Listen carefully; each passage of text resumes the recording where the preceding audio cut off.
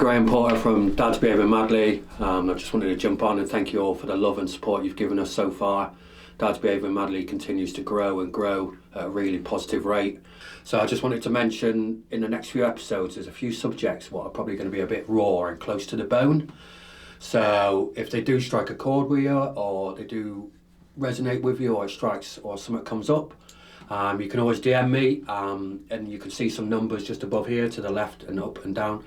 Some banging charities out there, Mind, I'll put the details in. You've got Rainbow Centre in Scarborough providing support with homelessness, drugs and alcohol support. North Yorkshire Horizons as well provide drugs and alcohol support. You've got Samaritans, then you've got the NHS crisis line, so you can ring that 111, it's option 2. And then Calm as well, so we'll put the details in for that as well.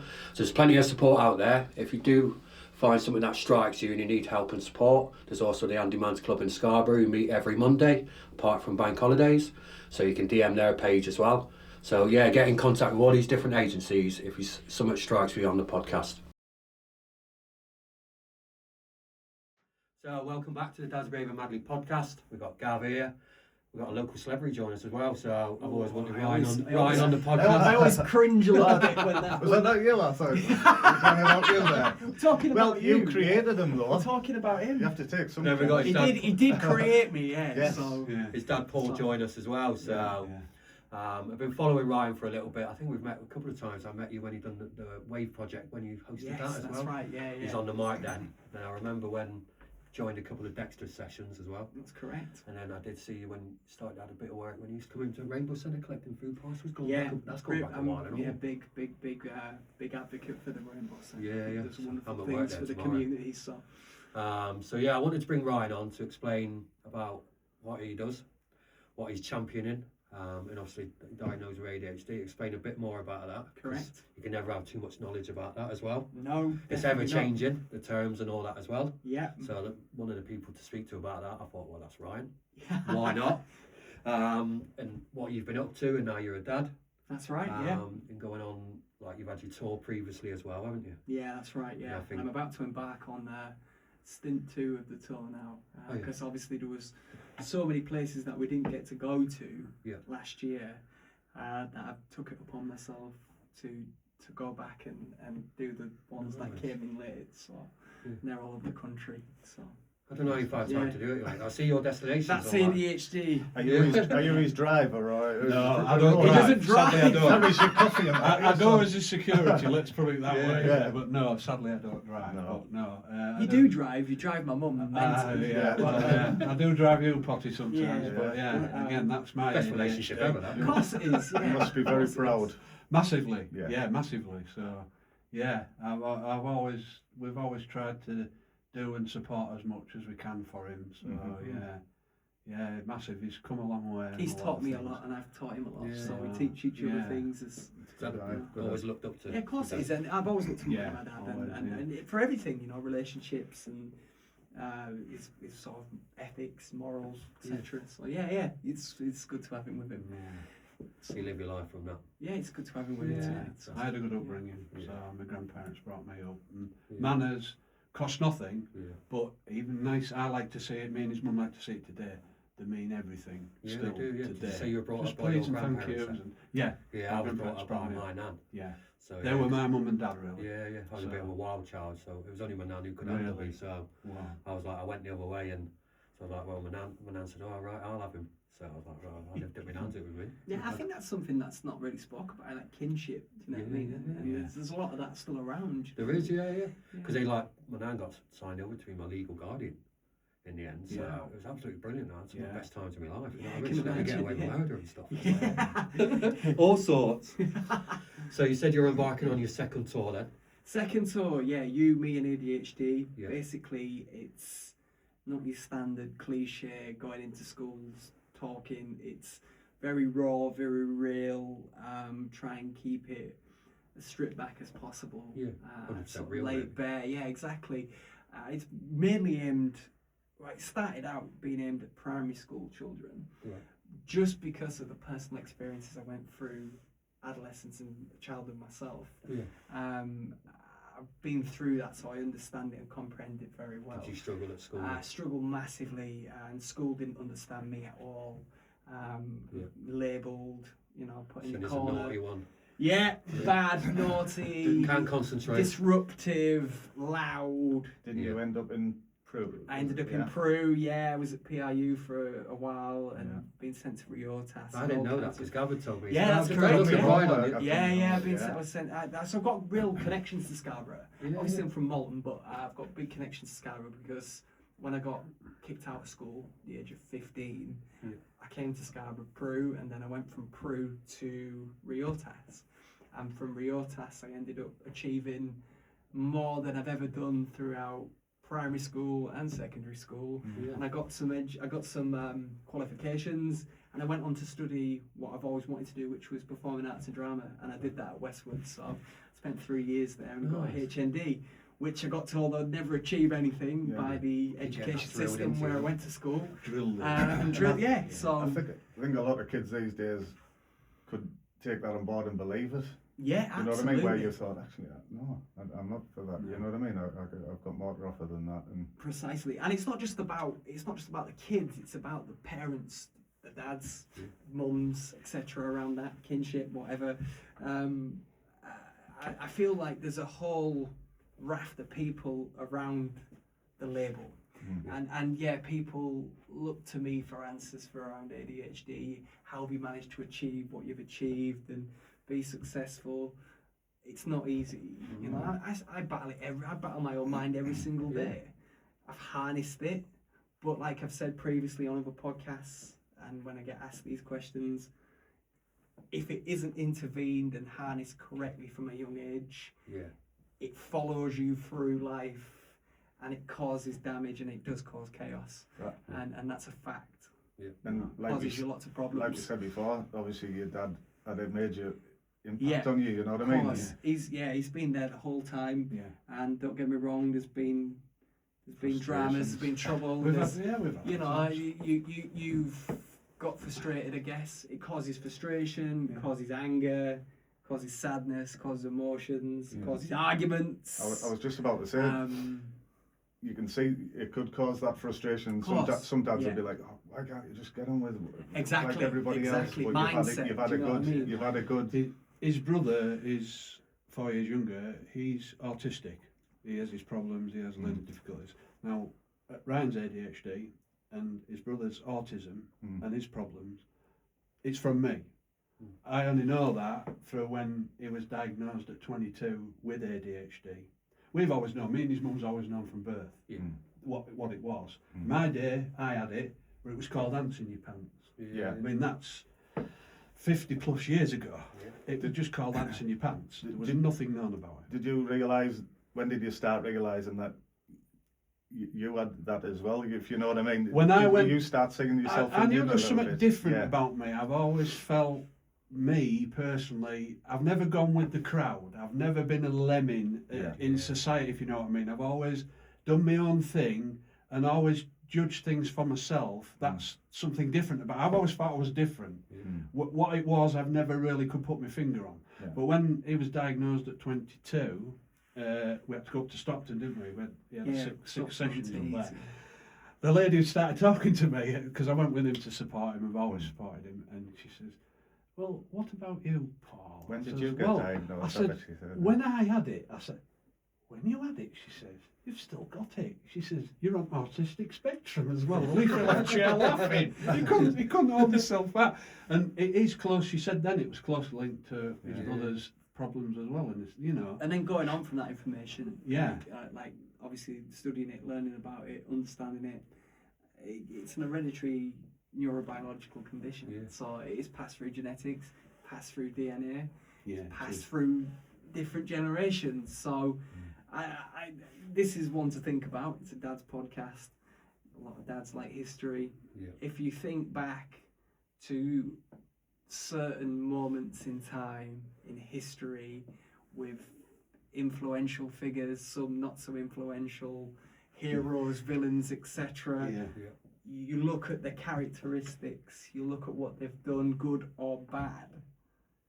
A lot of them have probably had neurodivergence that they knew nothing about because there was no information back then. Exactly, both my twins are diagnosed. It's been, like I say, it's been constant battles, arguments, disruption, causing riots in house. Neighbours must think what's going on, you know what I mean? And then when the diagnosis hits, and you think, well, that's why it's all clicked into place. And I'm like, I think it's probably the most misunderstood thing there is in terms of, obviously, when you mention other mental health conditions to people, there's still stigma around a lot of them still, and people don't always comprehend them, but they have a rough idea of what they are. But when it comes to ADHD, people don't really understand what it is. What does it mean? Does it mean you can't concentrate? Does it mean you can't sit still? Does it mean you have loads of energy? Does it mean you're rude? Does it mean you don't listen or you don't absorb information? What does it actually mean? What does it actually do? And it can vary in different ways, different people. Do you know what I mean? Exactly. How do you think you're perceived? You know, when you go into schools and stuff, do you think that, because kids can be cruel and whatever? Kids are cruel. So absolutely. Do you think at first the kids are a bit like, oh, who's this? And then after a while you can see them engaging and thinking, actually. I think I've been very lucky. Everyone's got a gift. I'm a firm believer in that. And I think my gift is being able to engage with a younger audience. And I think it's because I've been through that myself. And I understand that there's a lot of people that do a lot of good things, but the way that they do it doesn't always resonate or doesn't always engage with that audience. But I've always said you should never, what's the word? I'm trying to think of an explanation. You should never sort of be naive when it comes to young people, because young people understand a lot more than what you think they do. Yeah, that's true, that. And obviously now we've got the powers of the internet. Dads know about the powers of the internet. Parents know about the powers of the internet with their children and things. So they've got access to information, right there at the click of a which button, is exactly readily available. Very readily. So younger people now, from a younger age, are engaging and learning things quicker than what they previously have in generations gone by. So I've always never really insulted the intelligence of young people, and I've always spoke to them very rawly and very really, and it's always worked. And I think that they can see that authenticity almost that they can relate to. Do you know what I mean? Yeah. Never judged. Never judged, and that's a really important. That's a really Massive. important part. And I think that judgment. That's why I think the approach. Exactly. And I think a lot of young people, when you start talking about certain things, they think that you're gonna judge them or use it against them. And if they can see that you're like them, then you've already got that engagement. Do you know what I mean? That's what works really well with these talks. So I think with modern day teaching, I worked for Hawks Health for a little while, sports coaching, and I taught a wide variety of nursery kids, sixth form kids in primary schools, but one of the sessions I learned a lot from was Cambion School. Have you heard of Cambion? No, where's that? So that's up on Eastfield, and it's a school for a bit like a Prue sort of thing. Kids who aren't in mainstream schools, they've got learning It'd be like the problems one near Lidl, Springhead. Not Springhead. Is it Springhead? I think it's Springhead. similar to that. It's maybe not physical disabilities. That's Springhead. Yeah. But these kids have got like trouble behaviours or whatever. A big array of different things. And they were teenagers, so and like we say, kids are honest. Kids are honest. Brutally honest sometimes. I think you were being told to F off quite a few times. I'd be like, right, everyone just stand there like, you can't tell me what to do. And at first I was like, what the hell? What have I signed up for? But then after, I learned so much from it, because as long as you show that respect, like you said. That's right. You're on their level. It's level of respect. But I also feel as well that I think young people get a lot of bad press, and it's a fact. And they still get a lot of bad press. Now, I had bad press when I was a kid, you know what I mean?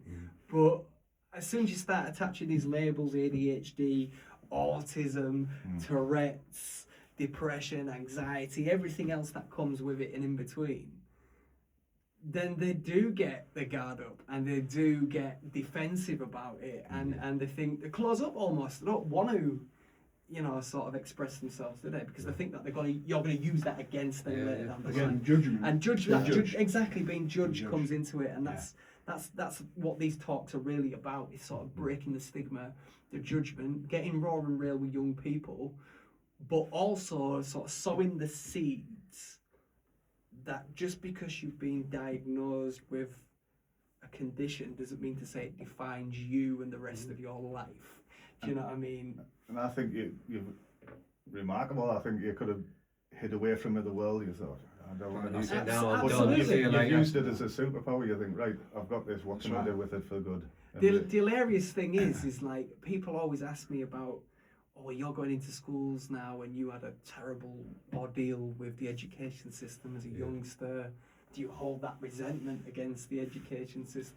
Well, I don't hold resentment against it. It shouldn't have happened to me, and it's not just happened to me, but it's happened to thousands of other young people across the country. Some people haven't been as fortunate as I am in some respects to have a supportive family and a network and whatnot, and they have sort of fallen into that trap of other mental health problems and addiction and criminality and various other things. But no one ever talks about the vulnerability around ADHD and these sort of neurodevelopmental conditions. You are a vulnerable person, and a lot of the times you just want to fit in, so you just do whatever it takes to fit in with those people, even if you don't agree with it, or you. It's like a survival. Of course it is. It's like a survival it is. instinct. That's it's almost like you masking it as well. Masking, of course. Yeah. There's been many a times where I've got in with the wrong crowd and I've sat back for quite a while and thought, this isn't me. This isn't what I'm about. But to do this to fit in. But they were judging me, and I was in with them, and they were doing bad things, whether it was recreational drugs or petty crime or whatever. And I've sat back, just because I wasn't participating in it doesn't mean to say that I agreed with it either. Does that make sense? Everyone's got a conscience. People know right from wrong. So you are vulnerable, but at the same time you just want to fit in, you just want to be liked, and you wonder why nobody will acknowledge you and accept you for just being who you are authentically, rather than having to try and portray something different to other people. We run about it in one of the other podcasts, weren't we? It's that imposter syndrome. Imposter syndrome, you've got so many personalities in front of different people. You've got this personality for that person. Absolutely. And then when you go home, it's exhausting. You're like, who am I? Of course, This is the real me. It can get confusing, and I'll get raw and real with you tonight, for instance. So people look to me, like you mentioned, local celebrity, and that makes cringe. And I should own that. Like, it's an achievement, and I've gone on and you've worked hard for it. Of course, I've worked exceptionally hard, and I'm still working exceptionally hard. I never get complacent, and I never will get complacent. No. Because I'll say it, people like myself would never, through the education system and what we were told, how we were treated, how things were set out for us, we were never supposed to achieve. I was never supposed to achieve the things that I've done. I've done that through resilience and perseverance, tenacity, and because I'm passionate and because I want to do it. And I say to my kids all the time, kids ask me questions, I want to get good at something, or I want to try and do this. Why aren't I getting good at doing it? Well, it takes time. You can't rush these things. Everybody wants to get good and be successful at something straight away these days, and that's obviously due to the internet and access to the internet and looking at other people and comparing yourself to other people. How about you just do it for you?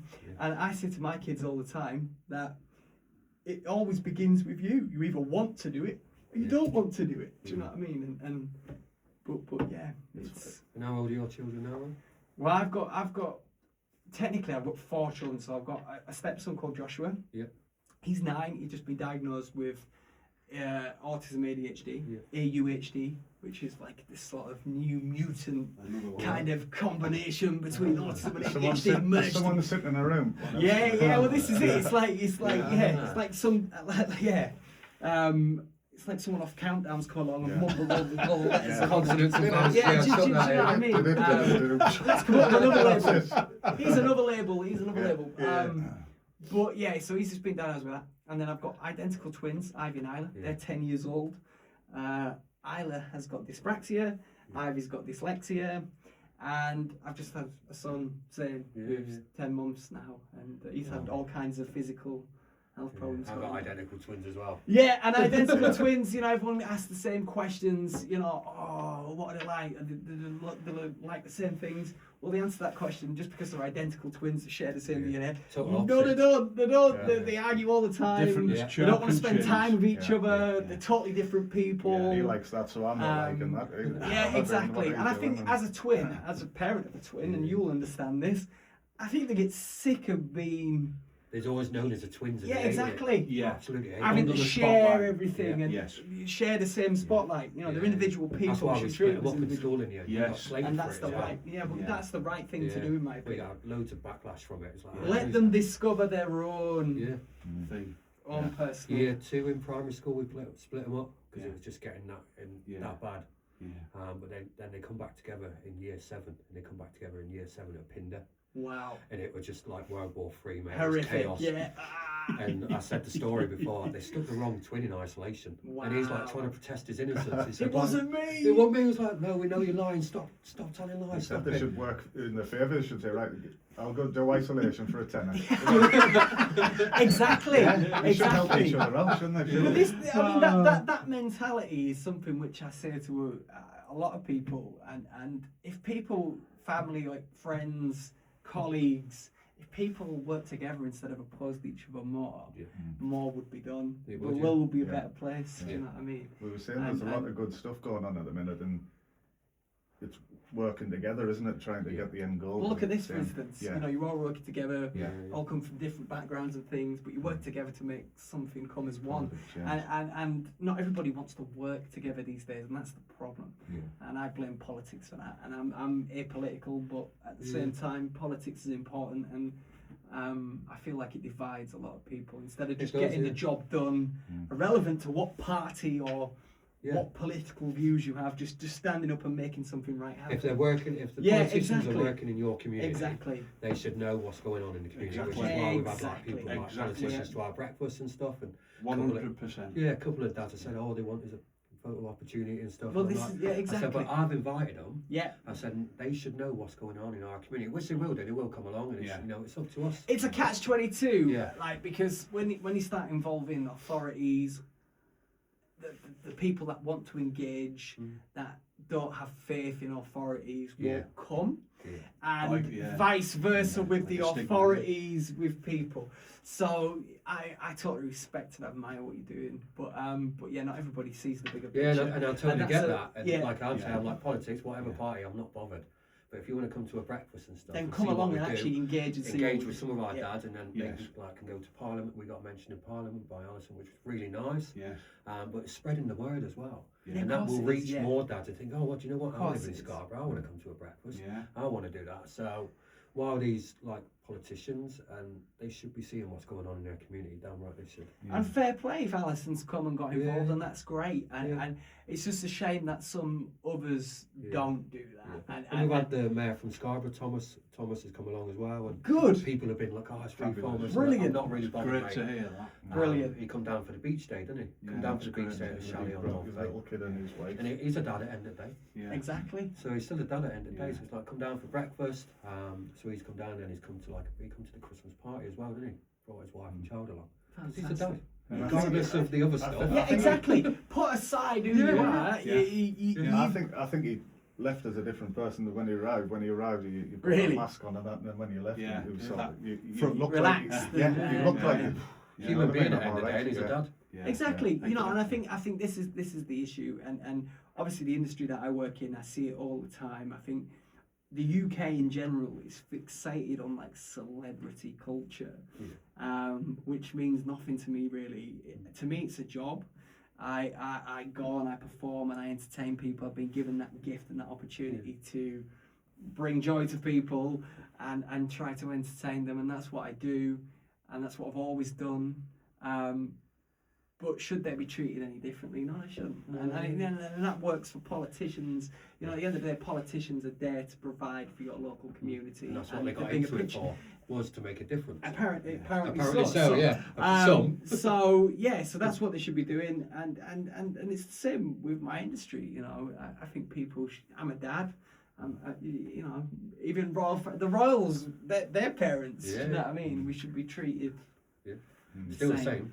You know. That's what we talked about previously, wasn't it? Everyone's got something in common. We're still all the same. Of course. Yeah. We're still dancing. And when things go wrong and you see it in the media and you see this, you see that, you can instantly relate by the parental instincts that come out of you as a dad and as a parent. Do you know what I mean? Like, so yeah. You're trying to put something back. Yeah. Trying to give something back. Give something back. Basically, you never forget where you've come from. Damn right, yeah. That's the key factor, which is what he's always done. I'm very thankful to Scarborough because I had nowhere to go at the age of 14, 15. You know, the education system in Rydale decided that was the end of the road for me. And that was it. There was never any malice in me. I was not a malicious person. What age was I was that? just a massively 15. misunderstood person, and obviously I was very creative and very artistic, but nobody ever wanted to explore that. And I'm speaking for hundreds, if not thousands, of other young people right now at this present moment that are feeling what I've been through, because whether it's artistic or not, it could be academic, it could be science or computers or whatever. There'll be people out there right now that are wanting to do those things that are not being given the opportunity to do so. Because your talent should be channeled and say, right, exactly. It might not be academic in that sense, but I'll tell you what, I can do this. Let's help them guide them there. And for many years, even now when I go out play, I sometimes over-explain it because I've had to sell it almost to try and get to do the things that I enjoy doing or want to do.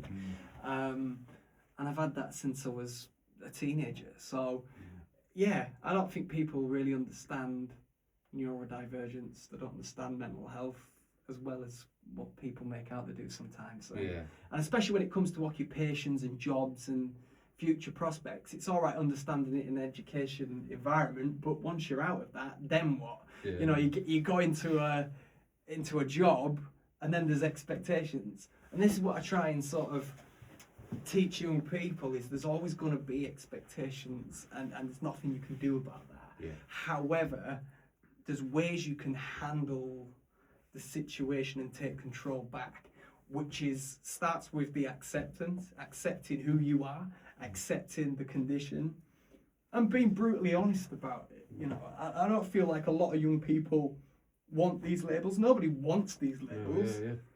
But go on, you're going to interrupt in your I'm perfect sorry. ADHD moment there. The impulsivity is... I was going to say, because it's the impulsivity is strong in this. Perfect opportunity there about labels. Is we never wanted to label anybody at all, but in the world when they were young, him and his brother with autism as well, you have to sometimes get them labels to open doors for exactly. And it's more prevalent now than it was then. And the schools often tell you. I used to get into trouble supporting because I used to push a lot of buttons in a lot of places I shouldn't have done, but I wanted to get things and help for him and his brother.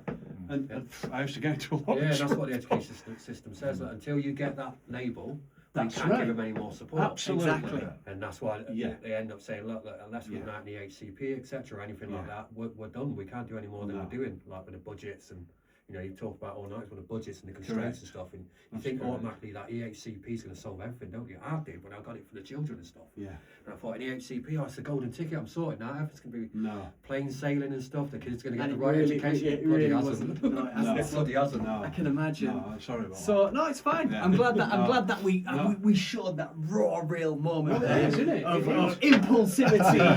I've had to learn to stop interrupting. But when people do that, I don't judge them for that because I understand it, but not everybody does, and you've got to be open-minded as well to the people that don't understand it, and sort of, if I can educate people on what it is and how it comes across, then it's a no-brainer for me, and you know, all these things that I do around neurodiversity, all voluntary, I get comments online, get targeted a lot. Or I see the comments and big I'm like, seriously, have a day off. Yeah, big pharma.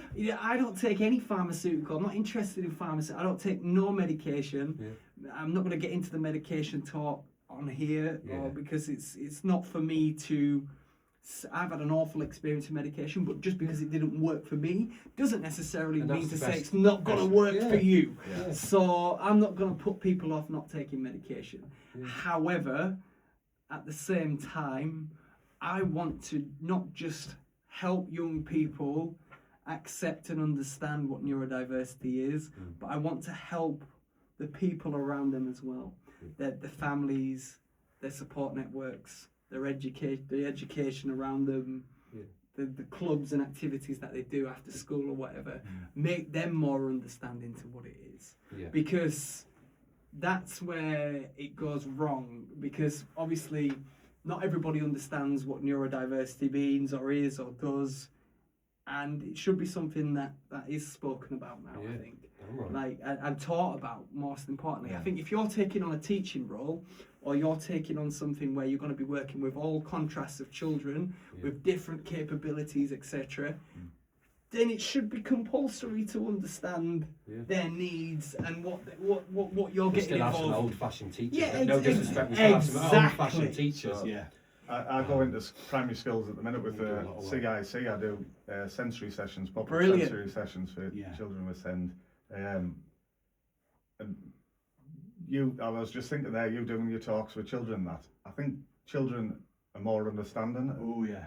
Where I think the people that need to start understanding more are the elder, you know what I mean? Yeah. Yes. That's if you can break them barriers down. I know for a fact, without naming places, because I'm not into that. Yeah. But I know for a fact there is. I've seen kids at school, like they're so understanding of other kids, and I know for a fact that there is places, clubs, schools, more so schools, still in this area that don't even accommodate mental health, don't even acknowledge World Mental Health Day or ADHD Awareness Month or Autism Awareness Month. They just pretend that it doesn't exist. And to me, they're not just failing those people with those conditions, but they're failing their families and everybody around it. Because what all that's going to happen is by pretending that these things don't exist, is that these people are going to fall into that trap as time goes on. When it comes to leaving school, there's no support network for them, and then what? They fall into that trap of what we mentioned earlier, of getting involved with the wrong crowd, or criminality, or drugs, alcohol, addiction. It's a vicious circle, and I feel like that's what the Ministry of Justice and the judicial system is really trying to sort of sort out at the minute, because it's peak. You know, it's uncontrollable, the amount of people that are falling into those traps.